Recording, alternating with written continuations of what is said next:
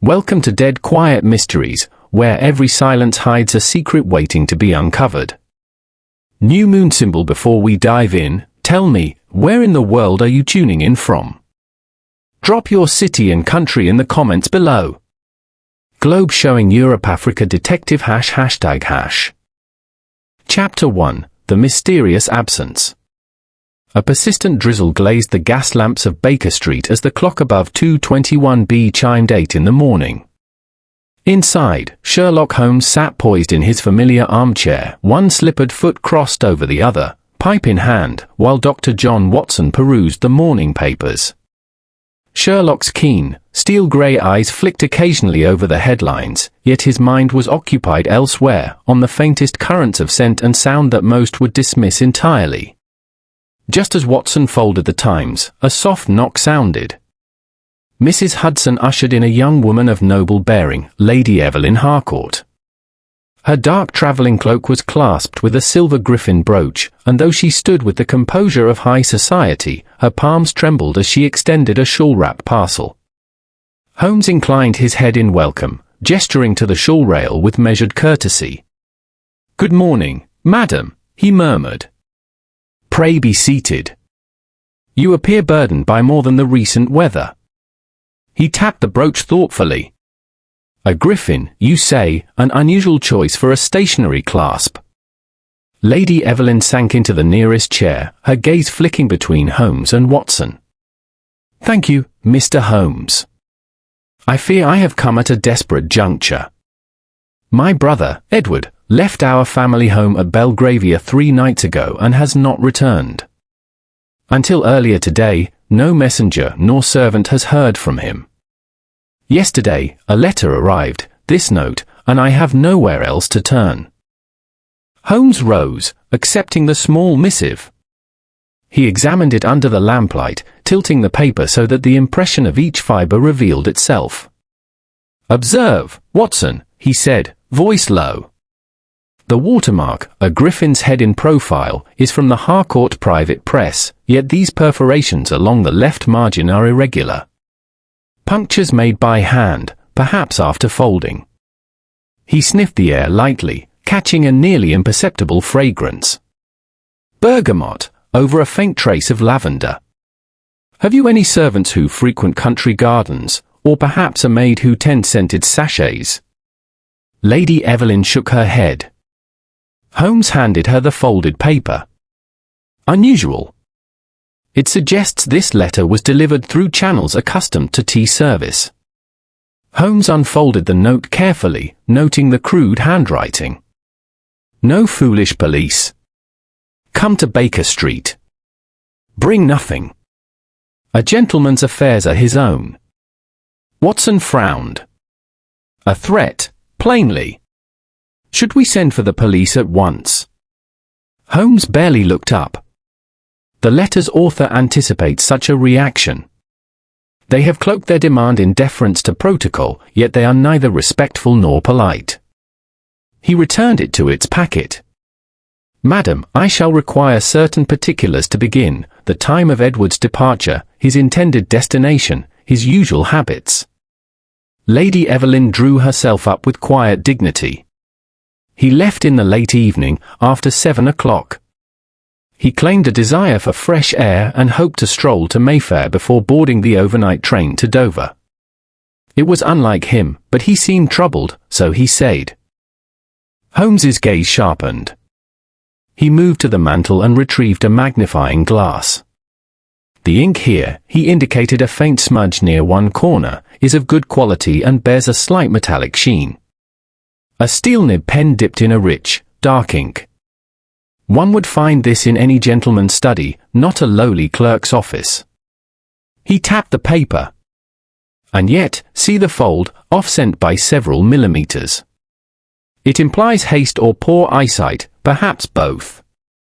He turned abruptly, sweeping his overcoat from a nearby hook.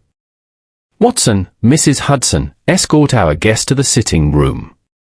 I shall take some notes." Without another word, he strode to his writing table, fingers dancing across the page as he recorded every observation. Watson watched Holmes's pencil fly, then rose to guide Lady Evelyn away. As the door closed, Holmes paused, hand poised above the paper.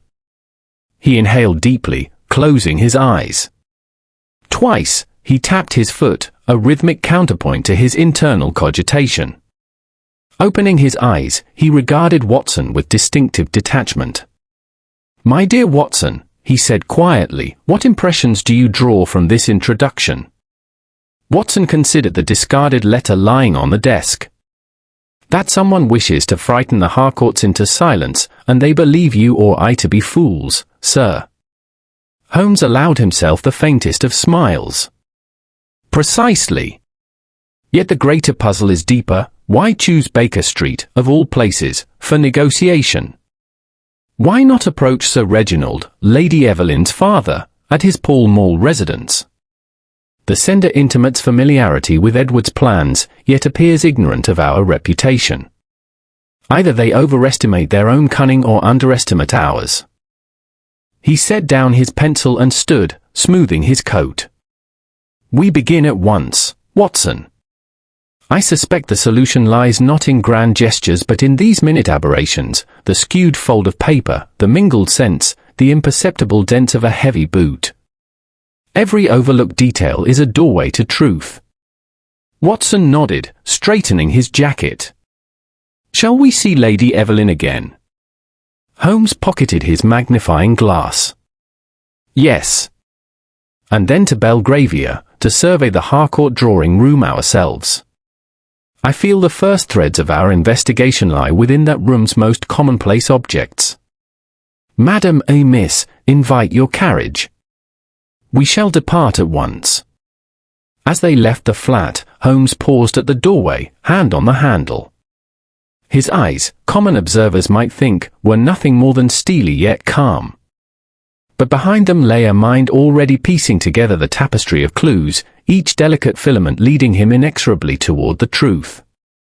And so, on that drizzling morning, the case of Edward Harcourt's disappearance truly began. Chapter 2: Subtle Evidence at Harcourt House. By mid-afternoon, a tenuous sun broke through the clouded sky as Holmes and Watson made their way to the Harcourt residence in Belgravia.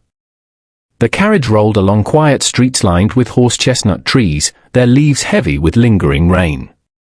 Watson noted the contrasting calm after the bustle of Baker Street. Here, in this genteel quarter, even the pigeons seemed to move with deliberate grace. They alighted before a grand townhouse of pale stucco, its facade punctuated by tall, arched windows and clasped iron railings. Holmes's sharp eyes flicked over the building's exterior. A single stone on the steps retained a faint smear of coal dust, and the brass nameplate, "The Harcourts," had a minute anomaly in its engraving. The letter T in Harcourts bore an extra serif on its lower right, as though a craftsman's hammer had slipped. Unlikely to be noticed by anyone but the most observant, Holmes murmured. Watson filed the detail away for later. Inside, Mrs. Hudson's discreet knock ushered them into a high-ceilinged drawing room, its soft carpets and upholstered chairs saturated with the heady bouquet of fresh flowers. Lady Evelyn rose to greet them, her relief at seeing Holmes evident in the moist sheen at her eyes. Behind her stood Mr. Perkins, the head butler, his posture rigid, expression impassive. Holmes removed his hat and overcoat with fluid ease, then paused beside the mantelpiece. The carved mahogany surface was immaculate, yet Holmes detected the faintest ring of moisture on the gilded frame of a family portrait. "A vase of lilies, perhaps," he observed.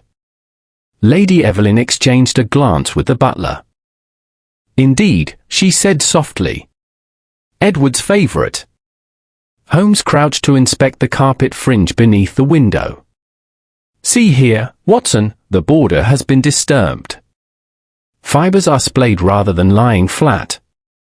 Someone knelt at the windowsill, perhaps to peer out or to retrieve something." He rose, extending a gloved hand towards the sill itself, which held a solitary drop of amber liquid. "Campari, by smell. A bitter cordial. Yet none of the servants are licensed to pour it for guests." Perkins stepped forward, clearing his throat. Madam's uncle partakes, he offered. But he left London last week. Holmes acknowledged him with a brief nod. Curious. Turning, he walked to the opposite corner of the room. There lay a single black ostrich feather, brittle at its tip. He approached and collected it gently between finger and thumb. The quill end bore minuscule flecks of grey ash. A theatrical prop, you would think, Watson commented, glancing at the feather's lofty barbs. Holmes raised an eyebrow. Yet the ash is not from common coal but from a Kilburn charcoal, more refined, more deliberate. He held it to the light.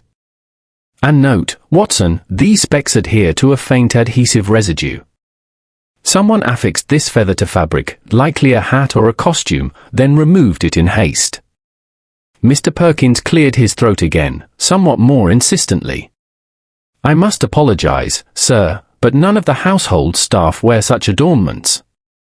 Holmes tucked the feather into a paper envelope. Indeed. We shall keep this safe. Now, on to Edward's desk. He crossed to a writing table by the bay window, littered with open books and scattered papers. A silver penholder lay empty, its twin nibs polished smooth by constant use. Holmes spun the holder thoughtfully. This device was last used yesterday afternoon. The ink reservoir still bears a faint stain of dark emerald hue, suggesting a foreign manufacture. He leaned in closer, tracing the lines of an open ledger. Would you be so kind as to provide the ledger from last month, Perkins? The butler bowed and withdrew to retrieve a bound volume. Holmes examined the book spine, a tiny dent marred the leather, a recent imperfection that suggested heavy objects had been stacked atop it. When the butler returned, Holmes opened the ledger to the final entry.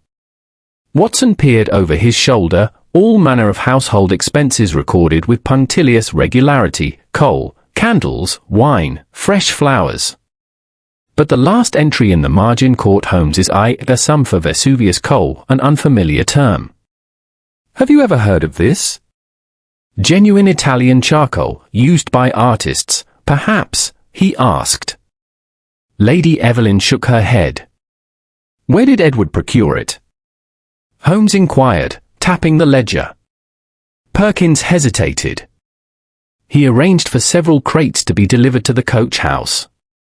I assumed it was for a portrait he was sketching. Holmes closed the ledger and rose. A plausible explanation, yet I wonder why a portrait subject would require so much charcoal at once. Hundreds of pounds worth, it seems. He paused at the coach house door, glancing at Watson. We shall inspect these crates ourselves.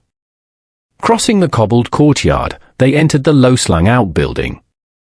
Rows of dusty crates lined the walls, each stenciled with the words Vesuvius charcoal and an emblem of plumes of smoke. Holmes ran his fingers along one crate's staves. Fresh varnish, he noted. It was prepared for display, not storage. And see these scuff marks, 2 parallel grooves on the side. They match the twin runners of a hand truck, yet the depth suggests repeated use. A crate lay on its side, its lid ajar. Holmes peered inside, bundles of wrapped material, neatly tied with leather straps. He pried one loose bundle free, inside, dozens of artists' charcoal sticks. He sniffed them. No scent of bergamot, but the wrappers retain a faint trace of lavender oil. The same perfume we detected this morning on Lady Evelyn's stationery. Watson frowned. But why package charcoal with lavender? To disguise the scent, perhaps. Holmes nodded. And to divert attention from the fact that these have been rewrapped. The original wrappings bear a different insignia, likely removed before shipment here. He replaced the bundle and closed the crate, drawer locks clicking into place. They retraced their steps to the drawing room, Holmes's brow furrowed in thought. He paused by the hearth, where a single, half-burned log lay cold. Opening the fireplace grate, he found a copper ashpan containing fresh embers. A matchstick, snapped in two, lay within. Holmes picked it up and held it aloft. The grain of the broken end revealed it to be of French manufacture, far finer than ordinary British matches. He turned to Watson, voice measured. Observe how these disparate elements interlink: the charcoal bundle scented with lavender, the bergamot-tinged stationery, the French match, the theatrical feather. Each clue suggests not random chance but a deliberate orchestration. Lady Evelyn's eyes filled with uncertain hope. What does it mean, Mr. Holmes? Holmes regarded her with calm detachment. It means, madam, that someone endeavours to mislead us with a carefully contrived tableau. Yet even the most meticulous arrangement unravels under scrutiny. We must now determine which among your household, and beyond, has motive and opportunity to orchestrate both a disappearance and this cascade of false trails. He turned abruptly and strode toward the door. Watson, we shall return to Baker Street for further reflection. And then, perhaps, a visit to the theatres on the Strand. For I suspect our next revelation lies not here in Belgravia, but amidst the night shadows of London's playhouses. As they departed, the Harcourt servants exchanged puzzled glances while Holmes's departure remained as inscrutable as the detective himself. The game, as always, was afoot. Chapter 3: Shadows at the Tiverton Theatre. Sherlock Holmes and Dr. Watson emerged from the heavy velvet curtain of the Tiverton Theatre into a hushed corridor, where the faint glow of gas lamps picked out the muted colours of scenery flats awaiting their next scene. The late afternoon rehearsal had ended, leaving only the echo of hurried footsteps and the murmur of voices from behind closed doors. Holmes's eyes, accustomed to the faintest visual cues, roved over the scuffed floorboards and the peeling paint on the stage door. Watson followed as Holmes knelt to examine the doorstep itself.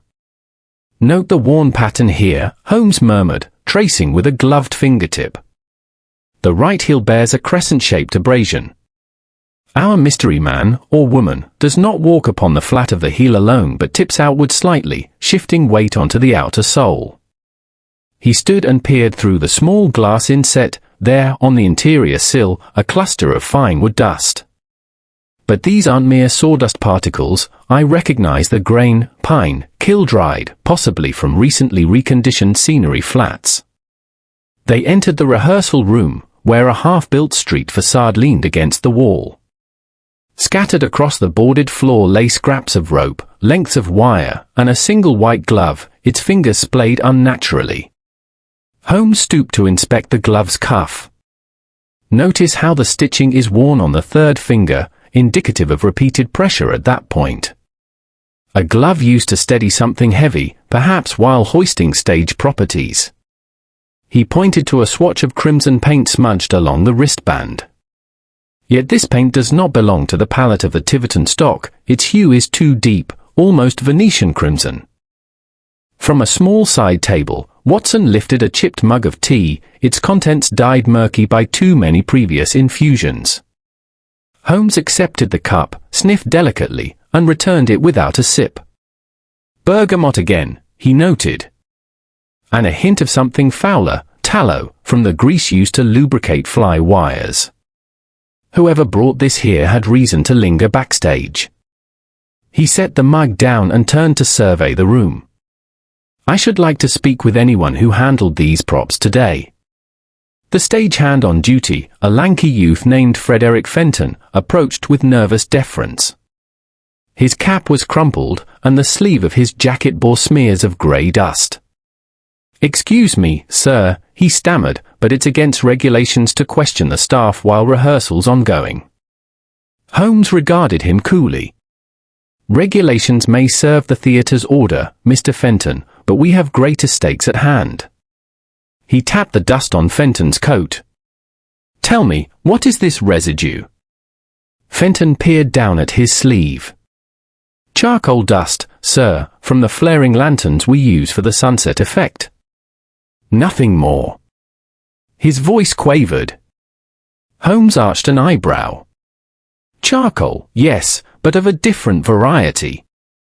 This appears to be kilburned, uniform in grain, and far too refined for stage lanterns." Moreover, the dust is clinging to an adhesive surface, suggesting it was transferred rather than incidental. Watson interjected, "Are you suggesting the powder was deliberately placed on him?" Holmes allowed a silence to stretch before replying. "It is one hypothesis. Yet let us not accuse prematurely. Mr. Fenton, did you see anyone handling a dagger-shaped letter opener earlier today?" The stagehand's eyes widened. "The one from the director's office?" "It's missing, sir. I fetched some notes for Mr. Hawthorne and the blade was gone." Holmes nodded. "Indeed. And it is a most curious choice of weapon, ornate. Who would expect it to be used in a theft or worse?" He picked up a scrap of paper from the desk where the props manager had left rehearsal schedules. On it, a neat row of pencil ticks lay beside each scene designation, but in the corner someone had jotted a swift spiral resembling a stylized G. "See here, this mark repeats in several rehearsals. It matches the shorthand on the ransom note." Watson's eyebrows rose in surprise. Holmes folded the paper crisply. The proprietor of the note and the remover of the letter opener share a hand or a mind. Both have intimate knowledge of the theatre's internal shorthand and use of props. He stood and paced, lantern light flickering across his thoughtful face. Yet notice how Fenton's boots track the same charcoal dust to the side door leading to the coach house. A route no stagehand need tread unless directed. Fenton swallowed. I was told to fetch the director's pen, sir. I thought it odd, but orders are orders." Holmes inclined his head. "Exactly so. And who gave that order?" He leaned closer. "The director, Mr. Hawthorne, or some other figure of influence behind the scenes?" The lad's gaze flicked toward the locked office door. "I don't know, sir. I was not permitted inside." Holmes straightened. "Then we shall gain entree ourselves." He stepped to the door and produced a spring gun from his coat. With a subtle click, the lock yielded. Inside lay the director's cluttered desk, manuscripts, rehearsal notes, and, on the blotter, a faint stain of bergamot oil.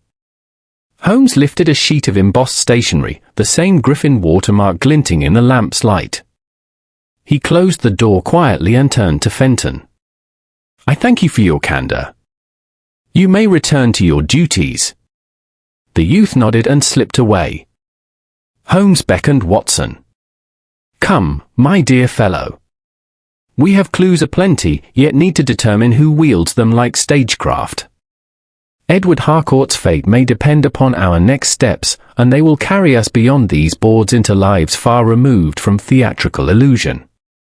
As they left the silent room, Holmes cast one last look back at the missing letter opener's cabinet. "A blade can cut deeper than flesh," he murmured. "But in the hands of the correct adversary, a prop may be more lethal still." With that, they descended the stairs into the theatre's shadowy wings, where the next act of this strange drama awaited unveiling. Chapter 4: An Enigmatic Patron. The following afternoon Holmes and Watson found themselves at Lucian Graven's newly opened gallery on Bloomsbury Road. A modest crowd had gathered for the inaugural viewing of Graven's private acquisitions, Oriental ceramics, rare manuscripts, and a selection of contemporary British watercolors.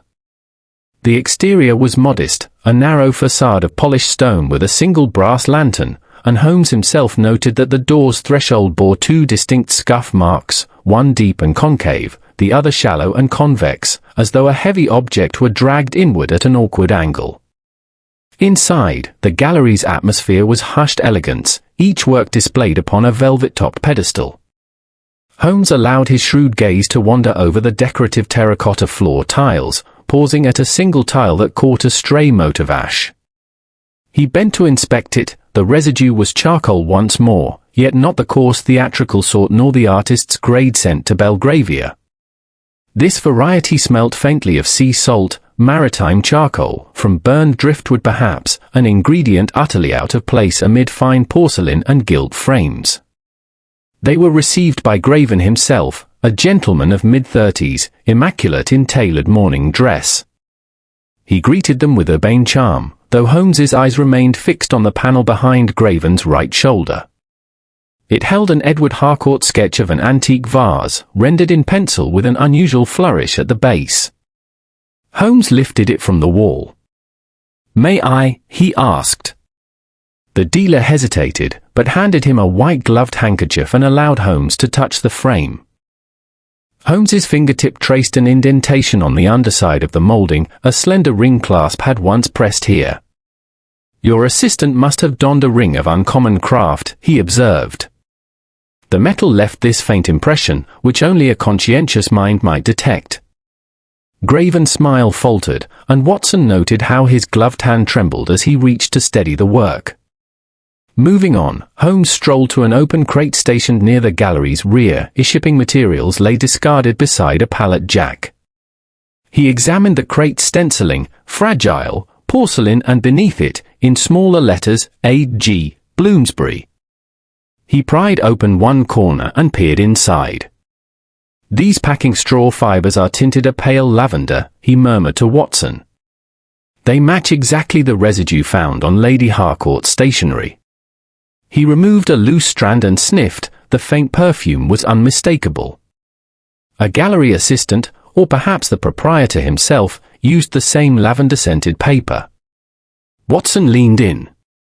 But the coverings on the crates at Belgravia were unmarked. How did these wrappers find their way here?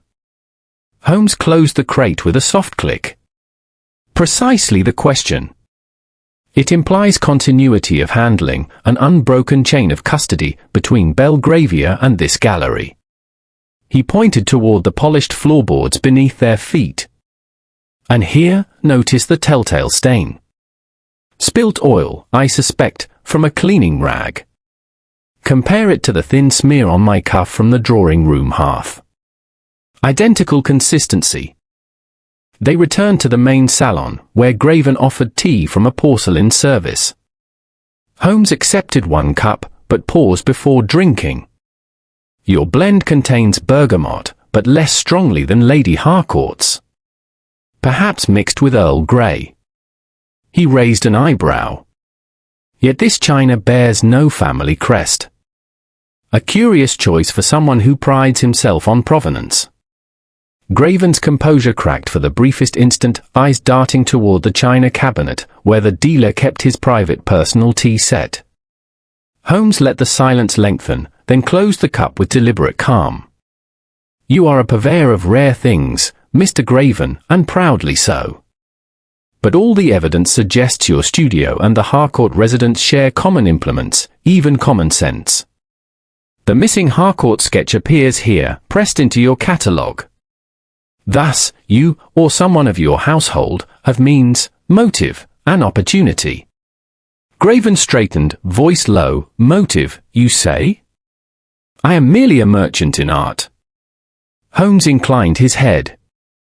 "Commerce is seldom without motive. Your debts at the Strand Club, for instance, would certainly prompt a man of taste to acquire funds by other means." Watson watched Griffin's pallor deepen as Holmes confided in a whisper, "And then there is the matter of the maritime charcoal ash, no stagehand, no continental artist, but the docks. You have shipments arriving daily, Mr. Griffin. Coal from the quays, reproposed here to cast suspicion elsewhere." Griffin's lips twitched. "I can explain," he began, voice hushed. Holmes raised his finger. "Not here. We depart at once for the stationers that supplied Lady Harcourt's paper, then to the Strand to verify your club ledger. Only when every link in this chain is accounted for will we truly know whether your gallery is a front for art, or for artifice." As they left Griffin's establishment, Holmes paused on the steps, surveying the elegant street as if the very air might betray a secret. Watson noticed his expression, unruffled, yet alive with the thrill of the chase. Already Holmes was 2 steps ahead, piecing together the disparate clues that would unveil the truth behind Edward Harcourt's disappearance. And Watson, as ever, was prepared to follow. Chapter 5: The Ciphered Ultimatum. That evening, as a chill wind rattled the windows of 221B Baker Street, Mrs. Hudson brought a second missive to Holmes's lodgings. Its arrival was announced not by postman's knock, but by the soft click of the door latch. An unorthodox courier, Holmes noted, for a matter of such gravity. Dr. Watson stood by the hearth, tending the embers, when Holmes accepted the envelope with silent courtesy. He closed the door, bolted it, and placed the slim packet upon the table before them, the lamp casting a pool of light around its crisply folded form. Holmes examined the note as one might a rare jewel. He turned it slowly, revealing first an elegant crest engraved upon the flap, a pair of Griffin's rampant, identical to the brooch on Lady Harcourt's cloak. The envelope's edges were triangularly trimmed, the cuts precise and symmetrical. "Observe the paper itself," Holmes said, his voice measured. A fine-laid linen stock, lightly watermarked, yet of a different caliber to Lady Evelyn's private press. This suggests a second hand, a carefully chosen substitute to confound examination. With a deft flick, he withdrew the letter. It bore no salutation, only a terse command in immaculately spaced capitals. £5000 at midnight. Failed to comply, and Edward Harcourt meets misfortune. Holmes refolded it and studied the impression left upon the paper's grain. "Note the typeface," he murmured to Watson. "Each ebb exhibits identical where the lower curl is blunted, the left bar beefed. Such uniform abrasion arises only on a bespoke press, one frequently used yet maintained haphazardly." And here he pointed to the inverted punctuation marks, inverted carets above the commas. A flourish I once encountered in a theatre script's notation, employed by a director to mark subtext. It is no decorative affectation but a telltale signature. Watson frowned. "You suspect our benefactor hails from the theatrical world?"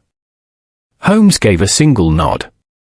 "They possess both refined stationery and intimate knowledge of stage shorthand. But," he paused, eyes narrowing, "they also assume we shall be cowed by mere threats. They neglect that a true gentleman of deduction is unmoved by braggadocio. This letter is both an invitation to parley and a test of wills." He refolded the note precisely along its original creases, remarking on the uneven alignment, the fold marginally off-cent, indicating rapid, unpracticed handling. "Our correspondent is no stationery clerk," Holmes concluded, "but someone accustomed to secrecy and haste. They might deliver their ultimatum in person, under the guise of privacy, yet such a deception would betray a familiarity with our routines, another miscalculation on their part." Before Watson could respond, Holmes's gaze flicked to the mantelpiece, where a cut-glass tumbler stood half empty. He picked it up, noting the slight greasy film upon the rim.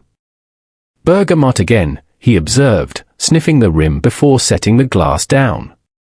"Yet the fragrance is subdued, diluted, perhaps, by cold water. A ruse to obscure the more pungent hint of lamp tallow." He tapped the side. "Our extortionist sought to throw us off by blending the familiar with the unexpected. But the adulteration is too slight to conceal the oil entirely." Holmes rose, donning his Inverness cape and bowler. "Come, Watson, we have inquiries to pursue." In silence, they descended the staircase and walked into the crisp London night. Their first destination was a bespoke printing house in Bloomsbury, where Holmes had once traced the origins of a forged bond. Under gaslight, the proprietor, Mr. Peregrine, greeted them with deference. Holmes placed the second letter upon the counter. "Examine these inverted carets," he instructed, sliding it across. "Do they mirror the punctuation on your presses?" Mr. Peregrine peered through his spectacles, then shook his head. "I maintain only 2 presses with such idiosyncrasies, Mr. Holmes, and both are allocated exclusively to the Harcourt's private imprint." He tapped the table. "Yet this paper is not our stock. It resembles, if I may say, the medium used by Graven's Gallery for exhibition catalogues." Holmes allowed the information to settle before thanking him and departing. Back on the Strand, Holmes led Watson to the Tiverton Theatre, where he secured admission under the pretext of a private inspection. In the rehearsal room, he requested to view the director's shorthand notes. The stage manager produced a bundle of scripts pinned with tiny inverted carats beside each cue. Holmes selected one and held it alongside the ransom letter. Notice the identical curvature of each carrot's tail, Watson? This is no coincidence but the personal handiwork of one individual. They returned to Baker Street as dawn approached. Holmes placed both documents upon the table, aligning their margins. The paper grades differed, yet the embossing depth remained constant, proof of the same press's platen pressure. Our extortionist contrived a false trail by mixing papers, yet overlooked the press itself. He tapped his finger on the map of London pinned above the desk. Their next move will be to attend the rendezvous they have proposed. Midnight, yet the location is unstated. They expect a courier at Baker Street, oblivious that this line of approach is too obvious. Holmes turned to Watson. We shall send a decoy in Lady Harcourt's stead. A trusted intermediary will carry the ransom, not to Baker Street, but to a canal bank at Mortlake. There, under the lamplight, we shall watch for the true villain. He paused, expression placid. And when they appear, thinking themselves unseen, we shall show them that even the subtlest imperfection betrays its maker. Watson inclined his head, eager for action. Holmes folded the ransom letter, slipping it into his breast pocket with the calm of one shelving a mere trifle. Remember, Watson, he said quietly, men of cunning believe themselves untouchable. It is our task to demonstrate that no artifice, however elaborate, can escape the lens of unflinching observation. And with that, he vanished into the gathering dawn, his mind already several steps ahead of the night's intrigue. Chapter 6, Whispers by the Water. A thin mist curled along the surface of the Thames as Holmes and Watson stepped ashore at Wapping Docks under the pallid glow of a lone sodium lantern. The hour neared midnight, but the quays were far from deserted. A handful of dock workers heaved battered crates onto a waiting lorry, and the distant chime of a ship's bell echoed across the water. Holmes, garbed in his Inverness cape, surveyed the scene with imperturbable calm, while Watson, lantern in hand, strained to catch every murmur of creaking timbers and hushed conversation. Holmes knelt beside the foremost crate, its stenciled lettering crisp, Vesuvius charcoal, handle with care. He ran a finger along the black type and then beneath the marking, where a faint smudge of lavender oil lingered in the grain of the wood. These are the very crates sent to Belgravia, he murmured. Note the subtle lavender-scented varnish identical to that which masked the charcoal bundles in the coach house. He tapped the crate's base with a knuckle. The wood is fresh, no more than 24 hours out of the carpentry yard. And the paddles of that hand truck have worn 2 parallel grooves, suggesting repeated, deliberate transit. Watson crouched beside him, breathing in the briny air. Holmes, the men are loading them onto that lorry bound for... He paused as Holmes waved him silent. 2 labourers hoisted another crate, but Holmes's sharp gaze caught a detail Watson had missed. The upper nail on the crate's corner was slightly recessed, as though replaced recently with a nail of finer gauge. A repair for concealment, Holmes whispered. Perhaps this crate bore a different occupant before being repurposed. He rose and moved among the workers with the serenity of a phantom. Though the men cast furtive glances in his direction, Holmes spoke only to one, a heavy-set foreman wiping his brow with a grease-stained rag. "Good evening," he intoned softly. "Might I inquire where these crates proceed upon their departure?" The foreman hesitated, then wiped his hand on his trousers. "Gallery on Bloomsbury Road, Sir, Graven's Place. Special delivery." Watson looked to Holmes, eyebrows raised. Holmes inclined his head. So it returns full circle. Yet one must discern purpose beyond mere routine. He knelt again and pried open the crate's hasp with a spring pick. Inside, custard-coloured packing straw lay neatly draped over a bundle. To Holmes's practised nostrils, the straw carried a faint trace of oil paint, not lavender, a misdirection, perhaps, to conceal the true contents. Gently he lifted the straw. Beneath it lay not charcoal, but an empty wooden framework expertly hollowed, a hollow that would fit a person snugly. Evanescent shock flickered across Watson's face. A concealed compartment. Holmes. Holmes closed the crate with a calm click. A most ingenious ruse. Yet I doubt our missing Edward rides within. There remains no warmth inside, nor the muted thud of a heart. This box was prepared for demonstration, not occupancy. He sniffed again at the wood's interior. No trace of sweat, no scent of fear, only the stillness of an untested device. The foreman glowered. "We've business elsewhere," he grumbled, clasping the crate shut. Holmes allowed him to proceed, marking the time in his notebook. One might use such a hollow crate to distract attention, while the true cargo glides through another route. Watson frowned, studying the other crates. Then the charcoal itself is a ruse. "Precisely," said Holmes, inclining his head toward the river. "Charcoal to frame a theatrical misdirection, much like the feather at Harcourt House, but the real prize has already left our notice."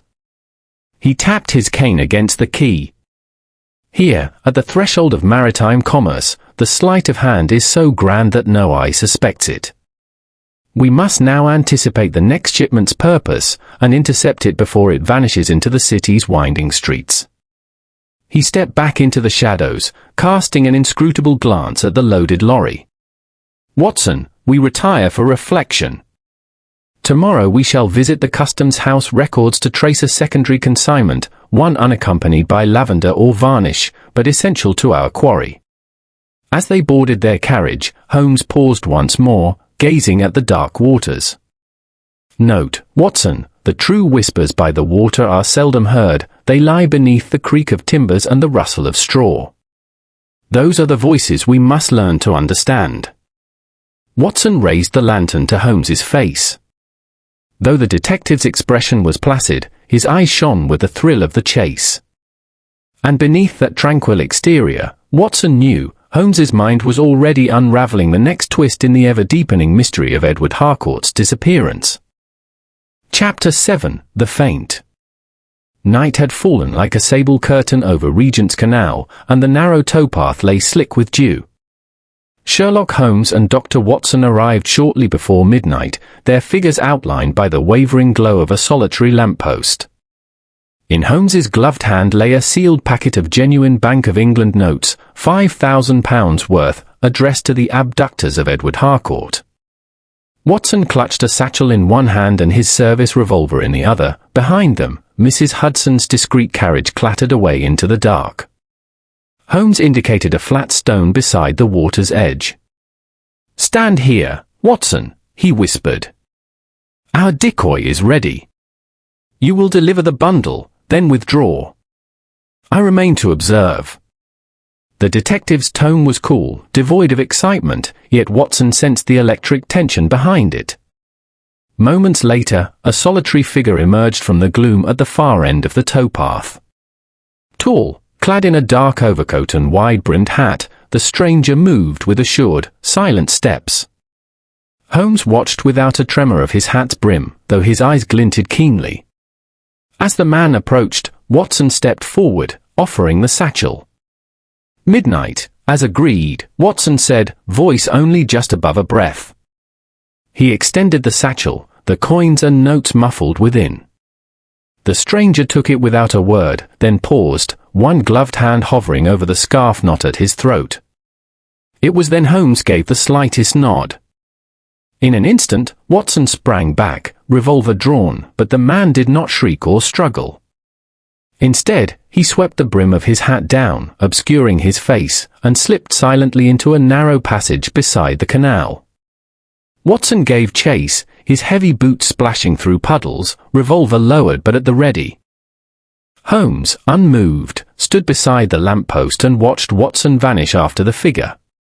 For nearly a minute he remained motionless, then crossed to the spot where the figure had collected the satchel. Under the lamplight, he shook out a corner of the tow rope. Pinned to it was a single scrap of crimson silk, like a shard of evening dress. Nearby, a single footprint pressed into soft soil, the sole's outline revealed a stage boot, the heel worn in a pronounced crescent, much as at the Tiverton Theatre. Holmes pocketed the silk scrap and crouched to inspect the soil. "No sweat, no hurry," he murmured. This was prearranged, an elaborate diversion.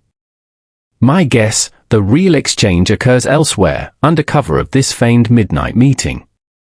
He returned to the lamp-post and waited, ears attuned to the faint echo of Watson's footsteps, then silence. Soon Watson reappeared, breathless, but empty-handed.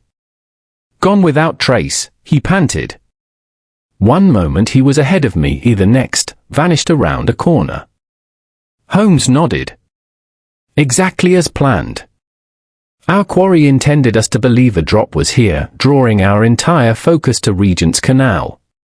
But their true purpose lies beyond." Watson sheathed his revolver. "Then we send Lady Harcourt's second note to a different rendezvous." Holmes shook his head. "No, my dear Watson. They will expect us to shift the location. Instead, we must deduce it from subtle clues we have already amassed." He beckoned Watson closer. "Recall the maritime charcoal residue. Only one party among our suspects has direct dealings with dockside timber, Lucian Griffin, via his gallery shipments. But these crates of charcoal were merely the prelude. The real cargo, Edward Harcourt, would travel not in hollow boxes but in an unremarkable vehicle, unmarked, to a far less conspicuous destination." Watson frowned. "What place could that be, Holmes?"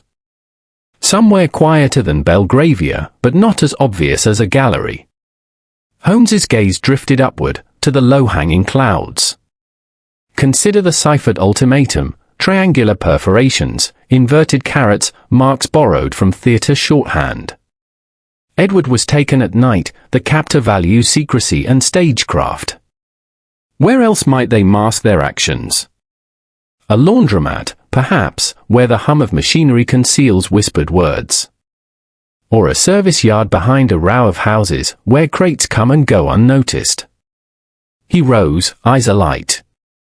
"There is a discreet coach house on Lamb's Conduit Street, adjacent to the Royal Opera House's back entrance.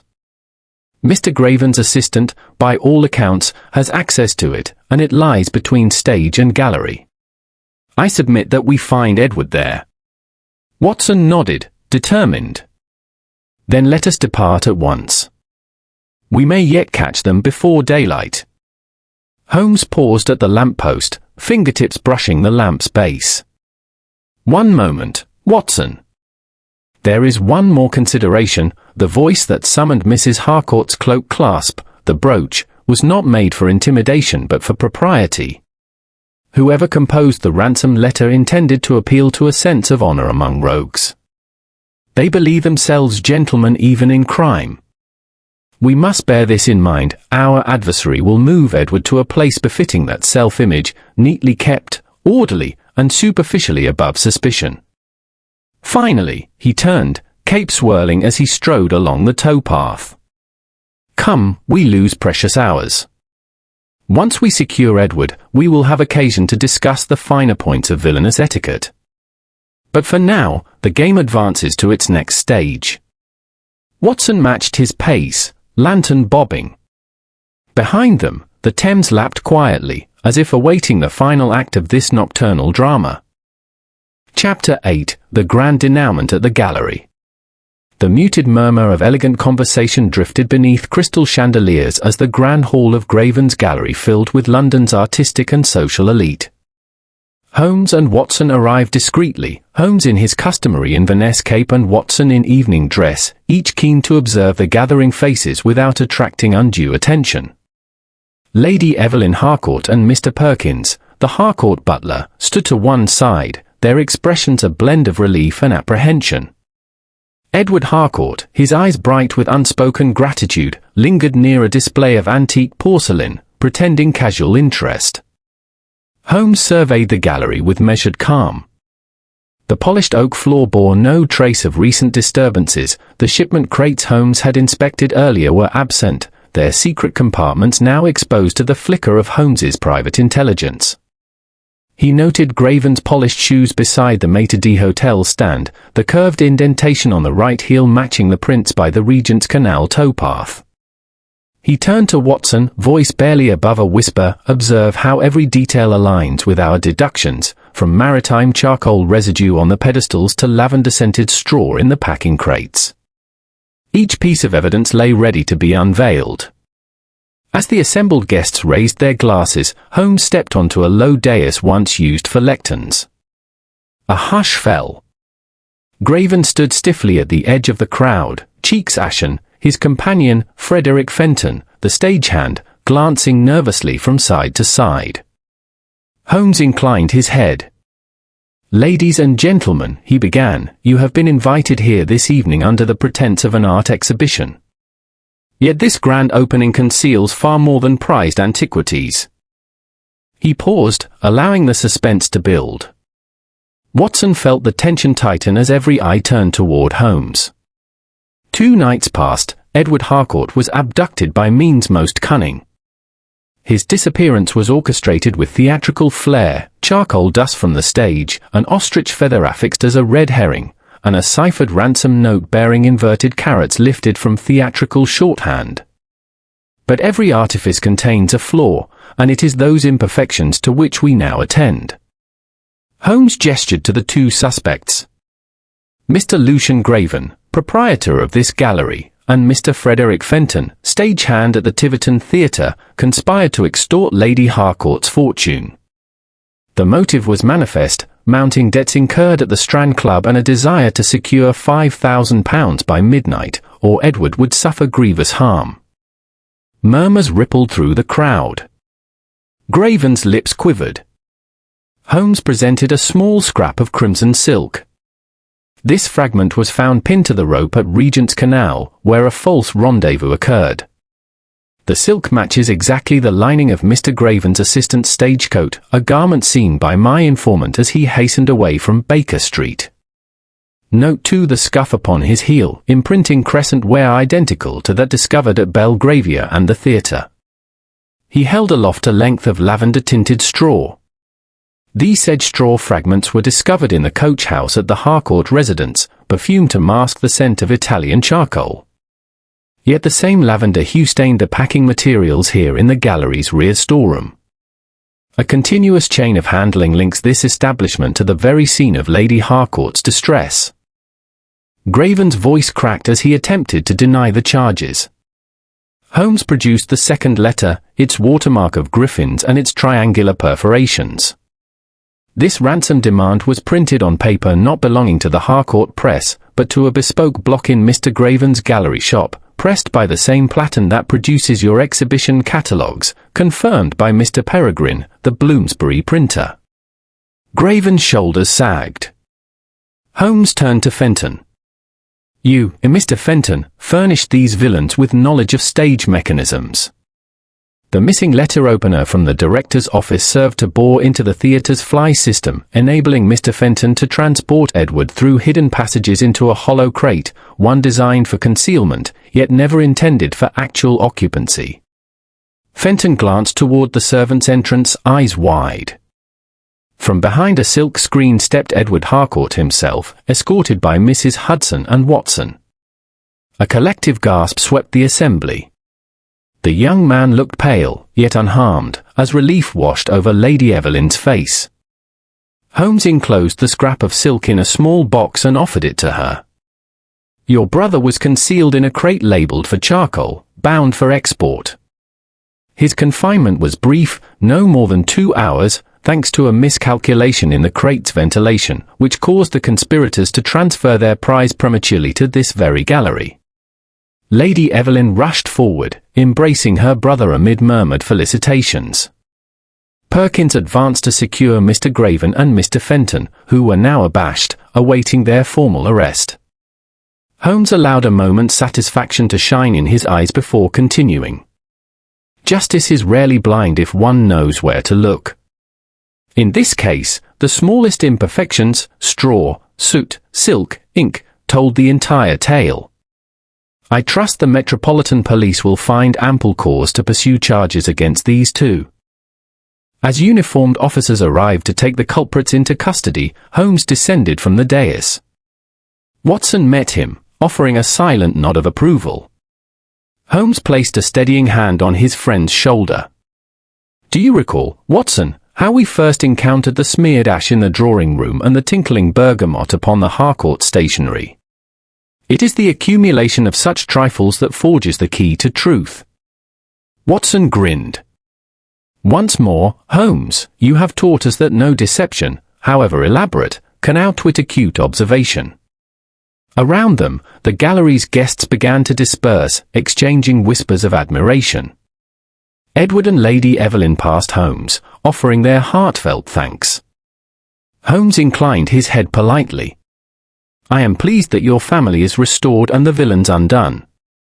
Leaving the gallery into the cool night air, Holmes paused to gaze up at the stars. Watson by his side, he breathed deeply. The more complex a ruse, the more ingenious its unraveling must be. But the principle remains unchanged: doubt every surface and question every detail. Watson smiled, content at the resolution of their most recent case. And so ended the curious mystery of the Griffin's mark, resolved by Holmes's singular talent for perceiving that which others overlooked, and for turning the subtlest clue into an unassailable proof of truth.